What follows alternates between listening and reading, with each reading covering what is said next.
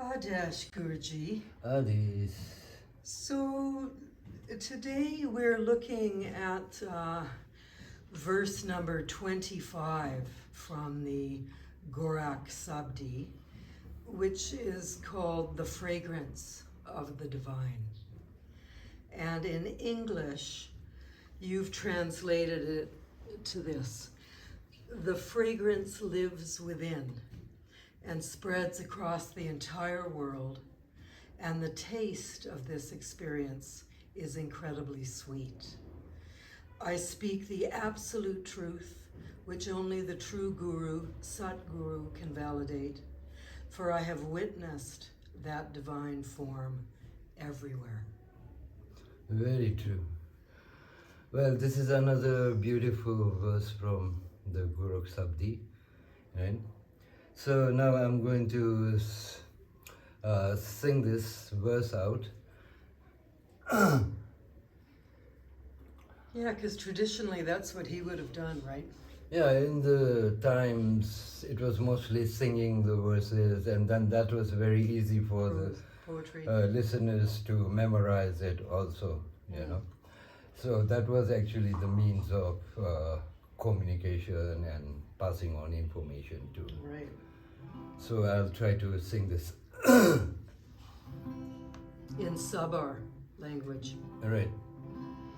And you can sing along with me or hum with me. Yes.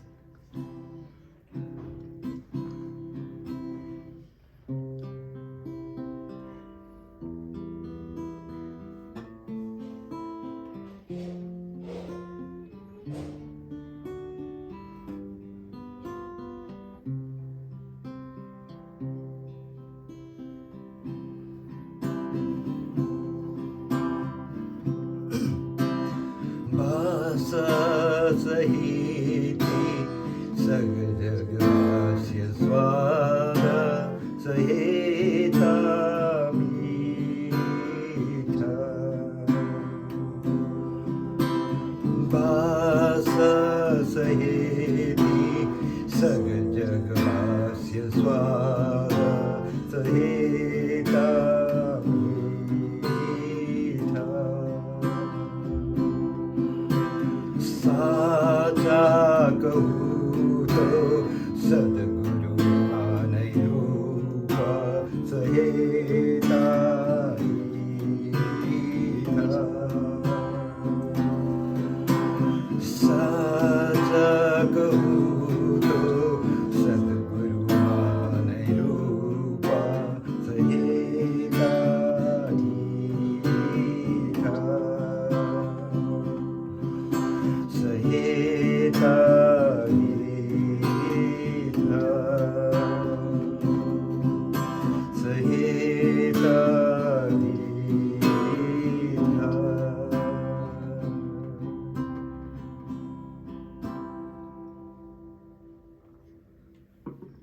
Thank you. Thank you, Adesh. Adis. So, in a nutshell, what is the essence of this sloka?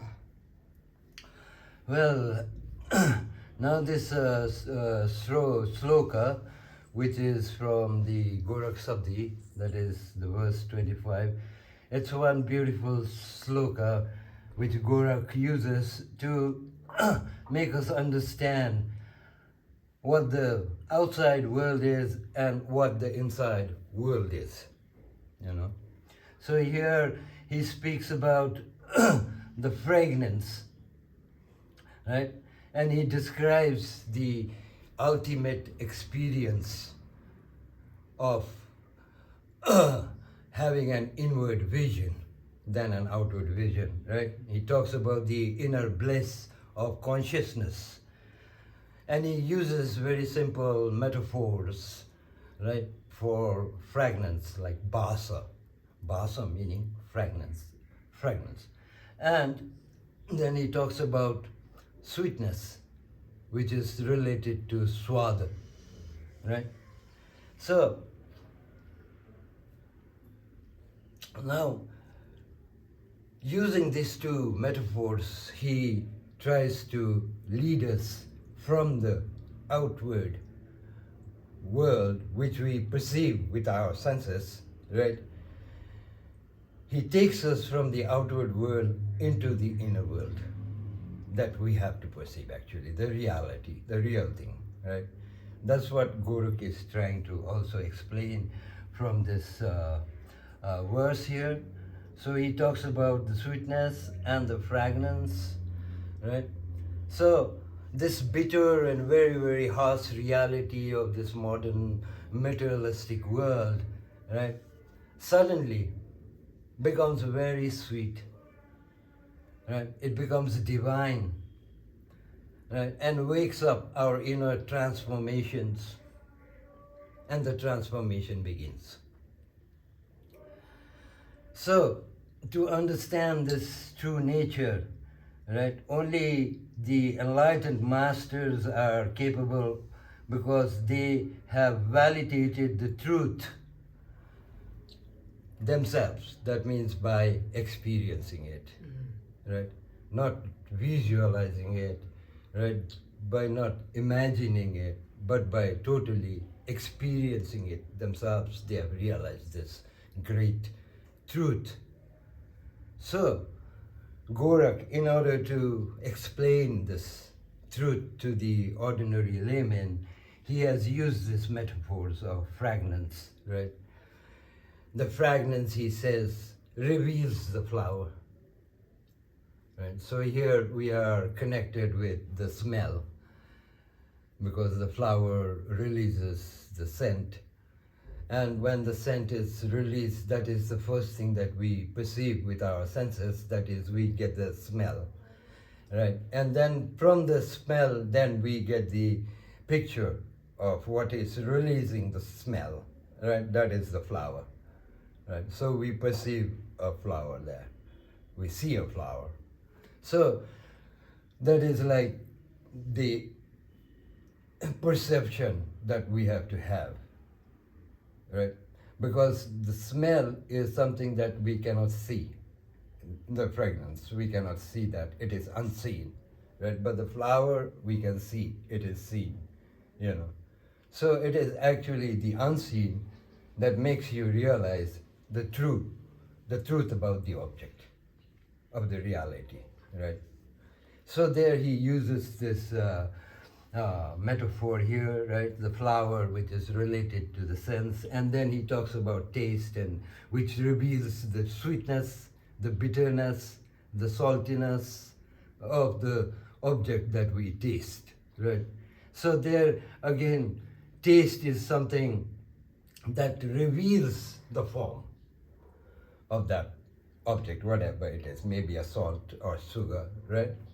So that is how we come to know about the reality of the form. And you have to really experience the taste of it Yes. to know it. Very true, Can't read right? it. We need to experience the taste before knowing what it is. Right. So there he uses these beautiful metaphors in his verse to explain this, right? And then ultimately he reveals to us the truth, the reality, where he talks about the Guru there again, right? That is the Guru. Now, that subject there, he brings it to the Guru, and that part of the verse is the inner part, right? The fragrance we have, and then the taste we have, right? These are something that is outside. It is in the physical reality, right? But which is unseen reality, right? The real nature of ourself, our consciousness is inside us, which is unseen.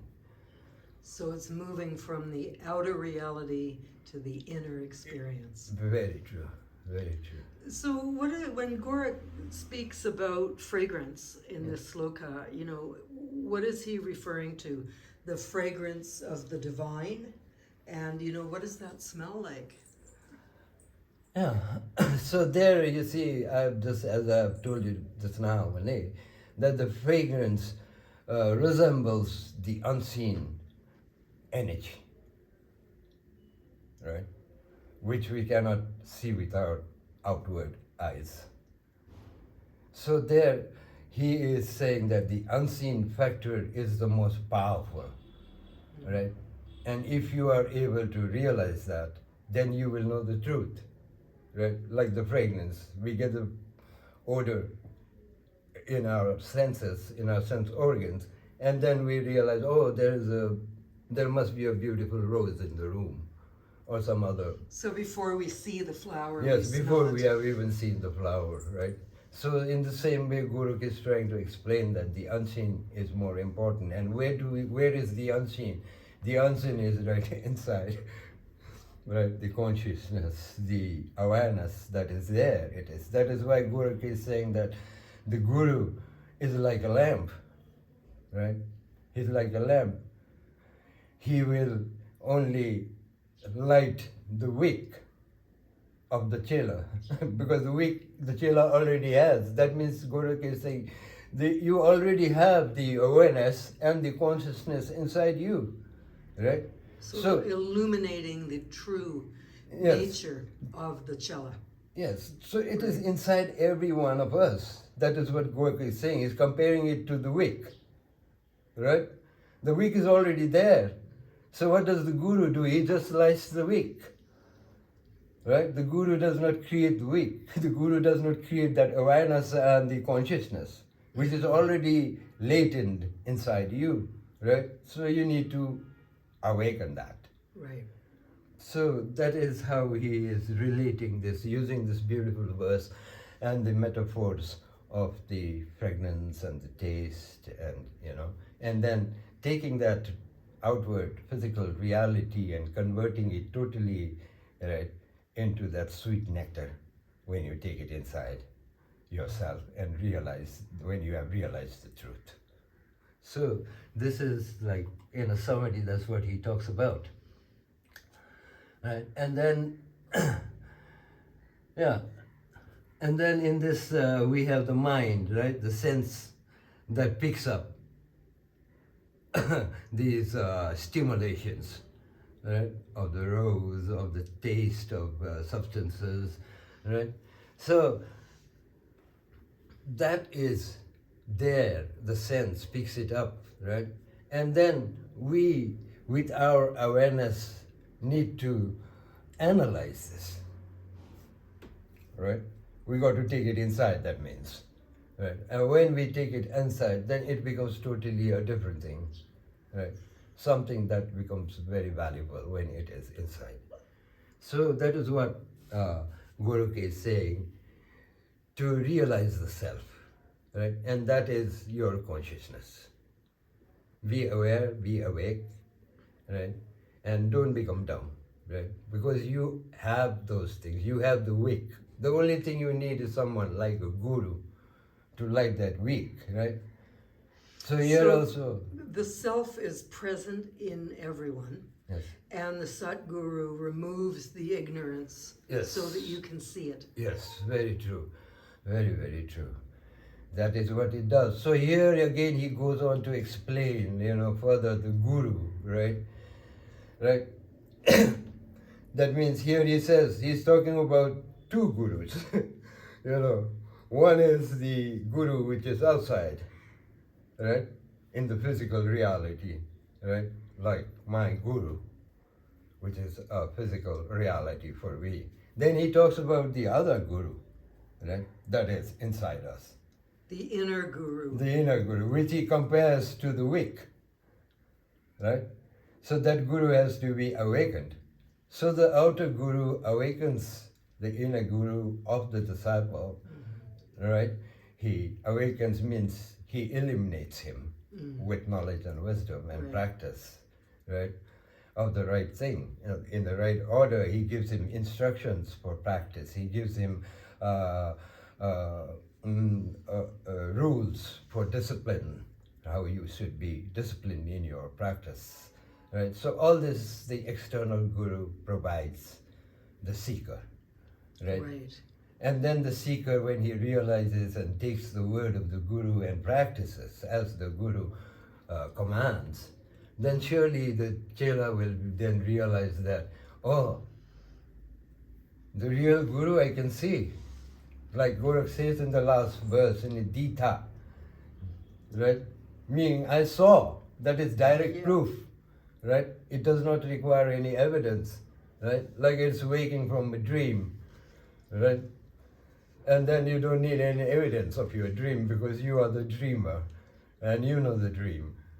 Yeah, so basically, Gorakh, he shifts your attention from the outer world towards inner reality Yes. in this first line. Yes.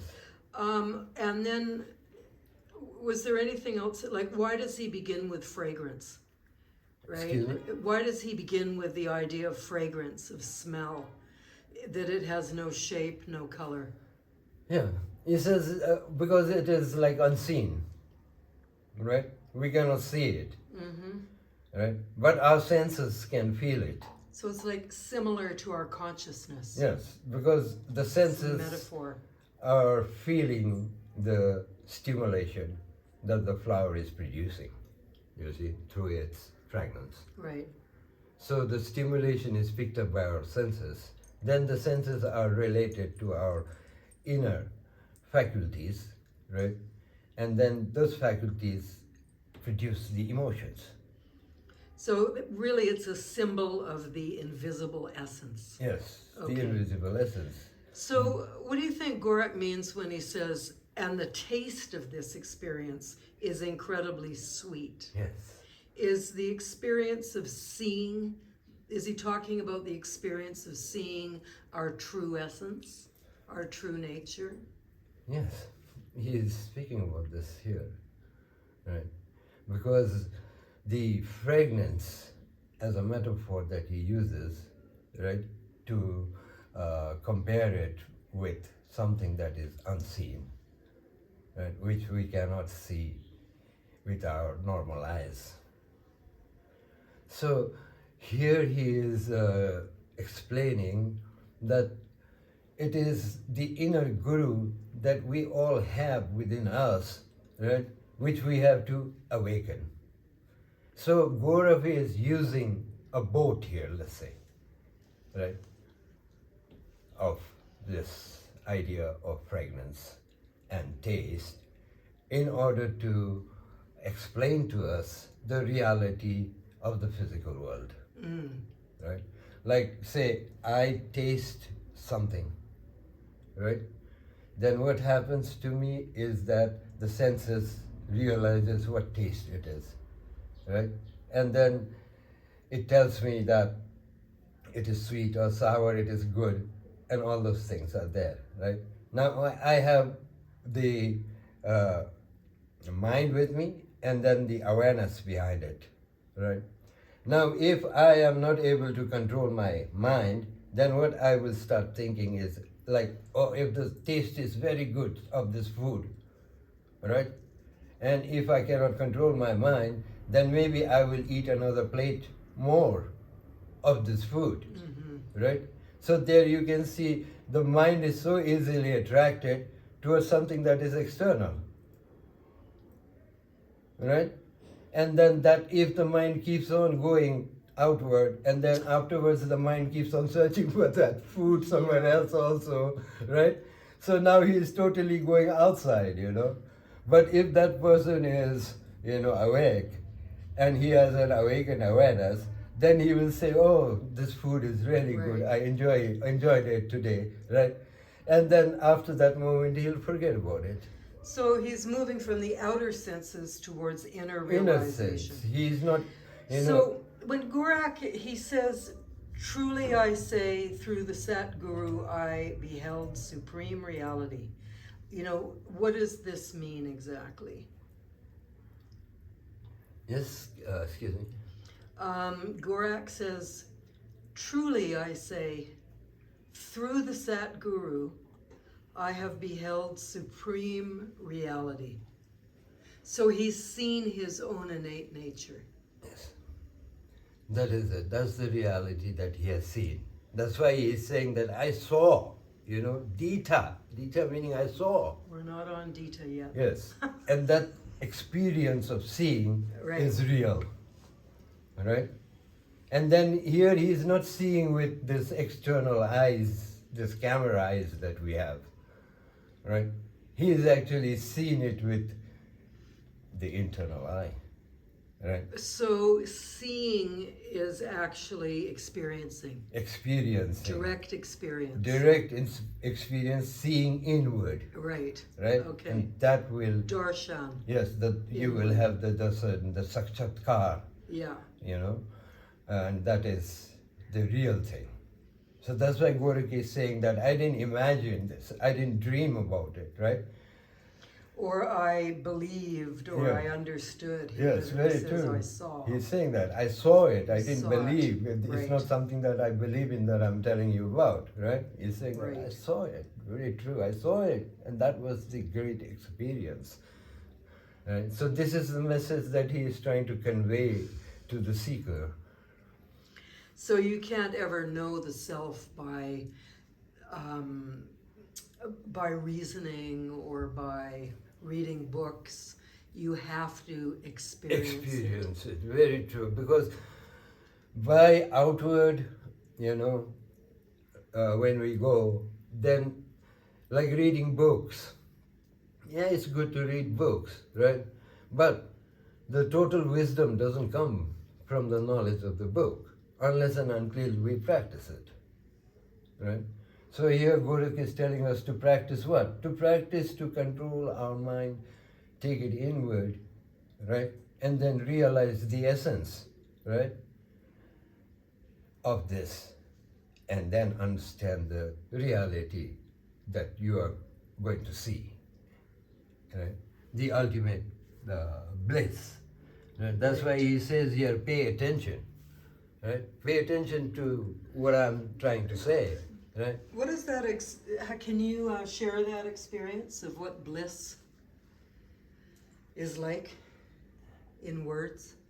Yeah, that is the ultimate bliss, because once you know that and you have experienced that bliss, then you will not need the world outside. What does it feel like? Is it luminous? Yes, you will feel that you are the emperor, the king of the kings, you see? Because you will feel that, because you will feel the power, you will feel the energy. By power, I mean energy, Right. that you have gathered because you are going inward, you see? But you also lose any sense of self, don't you? Excuse me? Don't you lose any notion of self? I'm just thinking of samadhi, Yes. where the distinction between subject and object dissolves. Yes. We will also come to this in more depth Okay. in our next video, which is like, this is number 25, and we discussed this in 26. That's another right. beautiful Okay, great. verse in the So Gorakh. then to summarize, like Gorakh moves the seeker from the world of sense perception through the limits of intellectual understanding to the possibility of direct realization. Yes. And that movement from knowing about reality to being established in it is at the heart of Gorakh's teaching. Yes. That is the center also of Gorakh's teaching. That is what Gorakh wants everyone to realize, this truth, right? And he has given us the boats, right, through which we can cross this samsara and not be affected by it, right? There was one question I had about samsara, which it really can be, I guess, translated to just dissatisfaction with life. So once, you've actually glimpsed your true nature, what does the world feel like? I mean, are you still immersed in samsara, or does it dissolve and you're just in a bliss bubble? Yeah, you're right. Also, in a way, because what you will feel is you will be having those feelings like kindness, compassion, multiplied 1,000 times the energy of Like compassion. a bodhisattva. Yes, you will Right. feel that.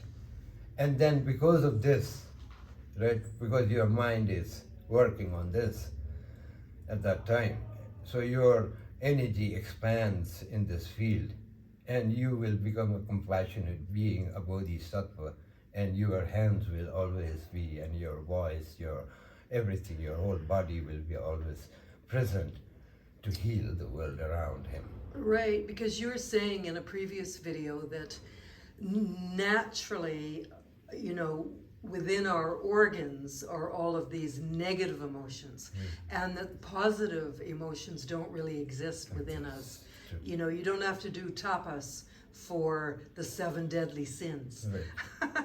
And Right. so then once you've glimpsed your true nature, you acquire, you know, these external positive emotions Yes. of compassion and Yes, kindness yes, and yes, yes. This is- being like a healer. And Yes, this is very, very interesting question, and also something very important to talk about also, you know, because here you can say that, you know, ultimately how Gorakh realizes the truth, right, by seeing his own guru, which is situated inside him, and realizing that reality, right, of the ultimate truth, that is of being absolutely void, right, empty. That means the self also does not remain. The self also dissolves, right? Why it dissolves is because once you realize that you are a conscious being, and then you start taking care of yourself, right? Then you are always going inward, right? Then you are increasing your awareness. That means you are awakening your awareness. That's why we are calling it awakened awareness, right? So all these things does this to us because this is the practice, right? And then that when we realize that we are just this consciousness, and this consciousness is just a spark of that universal consciousness from where we come, right? Infinity, right? Which lives in the emptiness. Baas. Shunyata. Sunyata, you know. So this is what is the reality, right? That a Siddha will realize. Thank you. Adesh Guruji.